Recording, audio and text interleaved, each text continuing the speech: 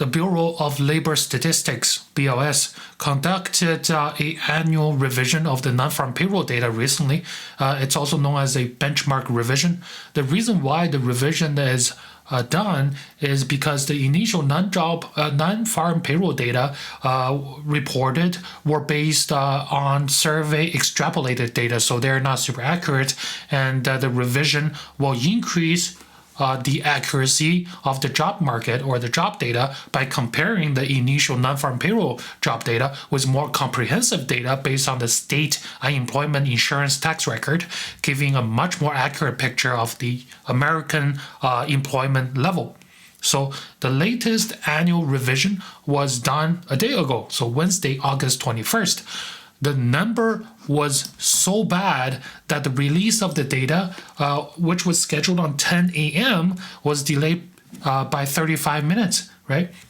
So the total revision for the time period, the 12-month through March 2024, so pretty much April of 2023 to March of 2024, the downward revision is 818,000 jobs. Okay, for a 12-month period. So during this period, the average monthly job added based on the non-farm payroll data was 218,000 per month. That's the average per month. Now, with the after the downward revision, the monthly job increase is down 31.2% to 150,000 jobs added per month. So that's a whopping 30% worse situation they're presenting to us now. And what's very scary is that it's the second largest downward revision on record, just barely below the 2009 downward revision of 824K. Okay, so we're here, right? 2004, we're down 818K. So now a lot of people are saying the non-farm payroll data, when they were released, they were manipulated. Okay, a lot of people start to say that, but of course, to me, everything is possible, but I think it's unlikely because, again, the non-farm payroll data or the initial job data, they're extrapolated based on survey numbers. So survey, it doesn't cover everybody. It's a survey. Survey itself is already not super accurate, and you're extrapolating data based on that, right? So intrinsically, the initial non-farm job payroll data is not super accurate. And of course, BLS knows every year they're doing this annual revision thing, right? So against a much more accurate data, like what just happened. So I don't think it's smart for them to manipulate the data, because eventually they're going to get caught if they do manipulate the data. Now, the other question is unemployment rate changed? As we know, some rule just triggered not too long ago. It's a recession indicator with a 100% track record, and the indicator is calculated based on the 3-month moving average of unemployment rate.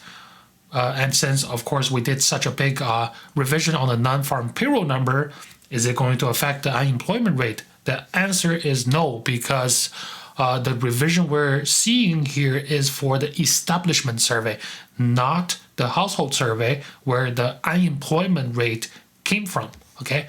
But since the unemployment number also comes from a extrapolated data based on a household survey, is it possible that the unemployment rate is also off by a lot? The answer is absolutely yes.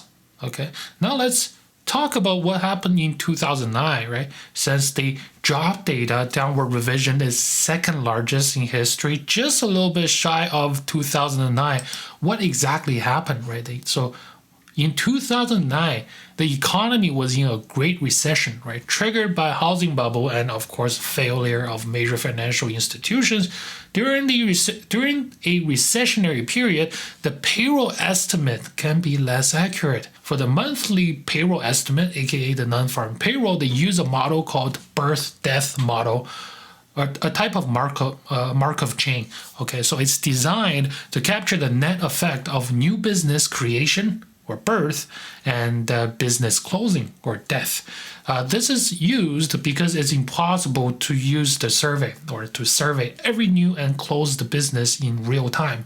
Okay, so this model assumes a certain level of stability in the business birth and death, based on the past trend. However, during a recession, this pattern will change dramatically, which will cause a large overstatement in the estimate.